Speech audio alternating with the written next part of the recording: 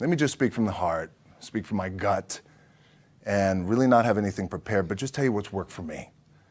And maybe some of the stuff that's worked for me might work for you now, currently, presently, as you guys have your goals and ambitions, NBA championship, MVPs in this room, things like that. But then further on down the line, as you guys continue to live your life. The first thing I would just want to say is this idea and this notion that you could be anything you want, and you can accomplish anything you want, right? We hear that. You've heard that from the time you were little boys.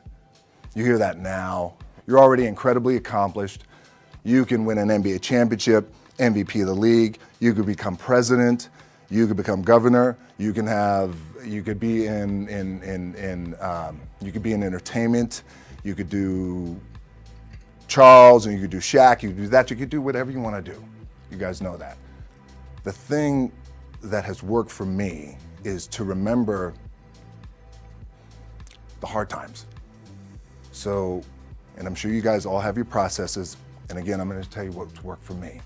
So before a big movie comes out, before back in the days when I was wrestling with WWE, a WrestleMania match, anything big that would happen, I would always take a moment and I'd just remind myself, all right, I was evicted when I was 14. We were kicked off the island. We couldn't live in Hawaii. Had no place to live.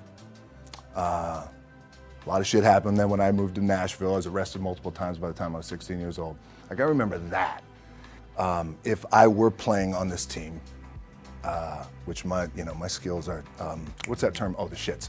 So I never play. But before I lace up, before I get on the court, before I play in these big games, before I go to the Staples Center, where history is there, those are historic walls there at the Staples Center.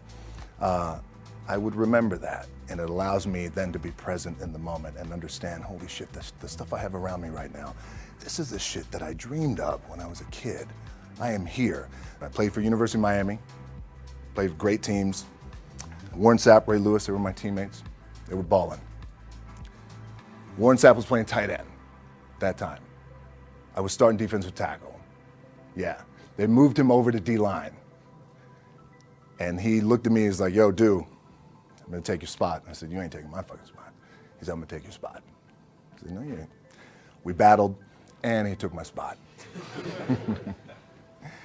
Now you can imagine how that fucked with me, because there goes my opportunity. He went in, switched to defensive tackle, lit the world on fire. Well, what that did, it crushed me, it crushed my dreams. I had a piss poor senior year, zero production, no NFL, no combine invite, nothing. Finally went to the CFL. Calgary Stampeders, making $250 a week Canadian. Now, I had to send that shit home to my wife at that time. Had no money. So I remember that. When I got cut from Canada, I had $7 in my pocket. And I always tell that story. So now my production company is $7, advertising agency is $7, everything is $7. So I always remember that.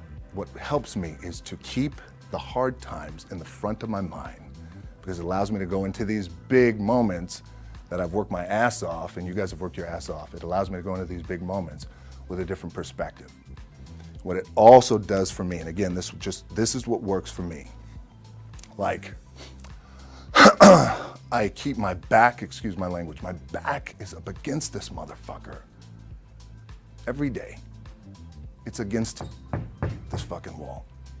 Excuse my language, ladies in the room. But it's up against this motherfucker because it's what I believe in. And when my back is against this motherfucker, then there's nowhere to go.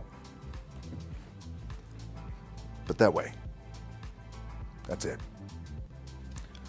So I feel like this could be something, an ideology and mindset that could help you, if you look at it that way.